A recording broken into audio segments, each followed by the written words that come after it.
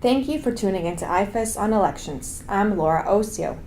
August 19th marked the 20th anniversary of the coup that led to the dissolution of the Soviet Union.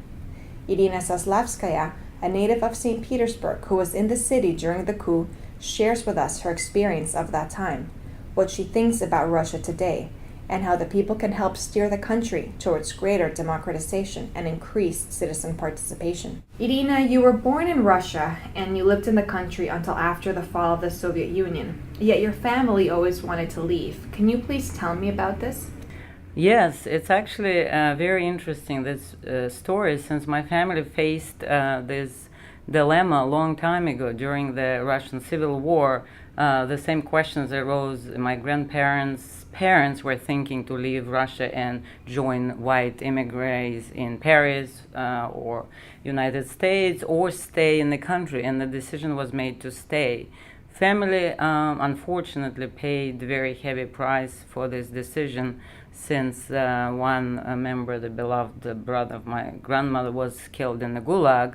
But fast forward, my father always wanted to leave in the late Soviet era, 70s, 80s, but never was able to do it. So I think you can say that it was somewhat on our family agenda for a long time. However, I never felt that it's something I would do lightly or even want to think about in specific details until time comes in 91 when we applied for a visa. What was your hesitation in leaving the country? I think as soon as I became very aware of the world around me, I was reading very early. I was raised with very, shall we say, anti-Soviet family, almost anti-establishment family. I was really thinking that the conscious effort of not succumb to the system pressures was very important for me as a person. So I almost felt that the Russian intelligentsia constant idea of duty to the people holds you to preserve this passive defiance note, even if it's almost could not accomplish anything. You just should show that there is something which you could not trade for, even for some benefits or some complacency with the regime. On that note, what was it like to have witnessed the August 19th coup and the events that followed it?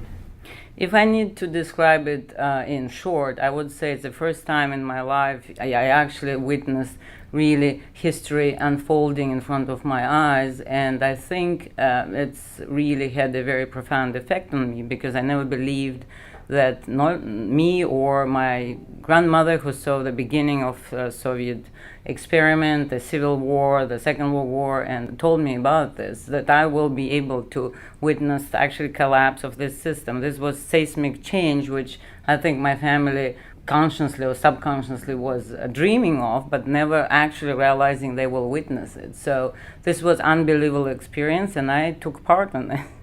How did you take part of the events? Interestingly enough, I was in St. Petersburg, then Leningrad, just renamed several months ago in the first, I would say, free referendum of Russia, June 91.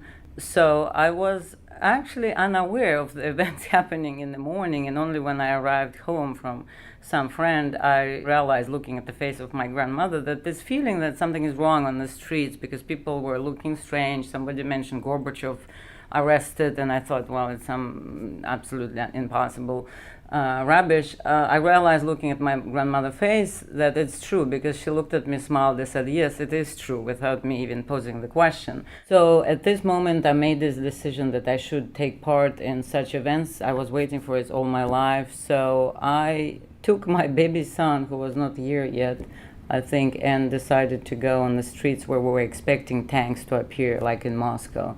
In the end, they didn't come, but we were in the streets participating, and I think I never regretted this since then. 20 years later, what do you think about Russia now? I think it's the most disturbing or difficult question for me to address, since I will be honest with you, my skepticism, if not pessimism, at this point is very, very palpable. I think that you can look at the past 20 years, 10, 15 years for this matter maybe, as a lost, missed opportunity for Russia, and maybe, and here's my pessimism coming in, a last opportunity Russia probably had in a long time. This seems to be the sad fact that the reforms of the 90s are now being associated with the failed democratic experience by majority of the country population. I think it's run deep through the ages, starting with so-called old guard, and new generation unfortunately shares this skepticism. And I think it's the biggest issue Russia can confront later. What can be done about this? Everyone deserves the chance to have a say in the way they are governed, but if the current generations and even the future generations associate the largely unsuccessful efforts of the past 20 years with democracy, how are they going to learn or even want to fight for that right?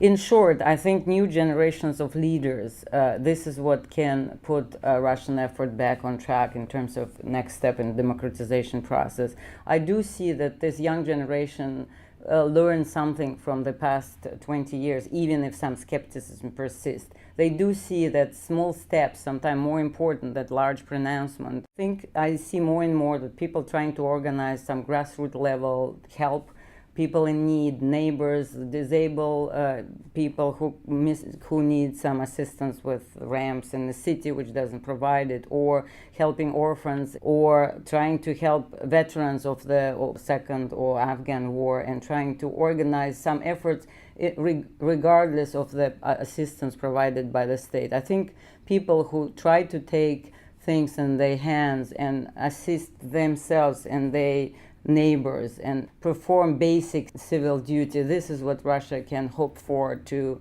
be put back on this path to democracy, more open and tolerant society. And I think this is what I would hope to see in the next 10-15 years happening in Russia. Irina, what are your thoughts on the parliamentary elections that were recently scheduled for December?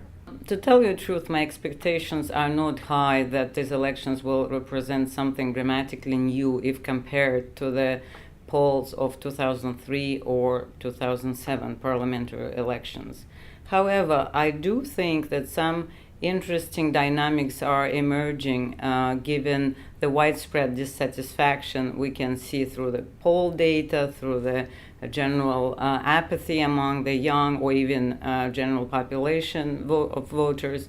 And I think the party in power, the United Russia, which has a majority in the current Duma and widely expected to win in the new poll, is understanding this. And then given these dynamics, I think it's interesting to see that President Putin himself, the leader of United Russia, started to try to introduce some new features. For example, primaries were just introduced as a way to gauge the popularity of particular leaders to be represented on the party list for United Russia, as Putin just suggested. So we may hope that, given the dissatisfaction of public and the interest of regime to at least be responsive to these feelings, to somewhat soften this impression of huge disconnect between the widely apathetic public and the legislature.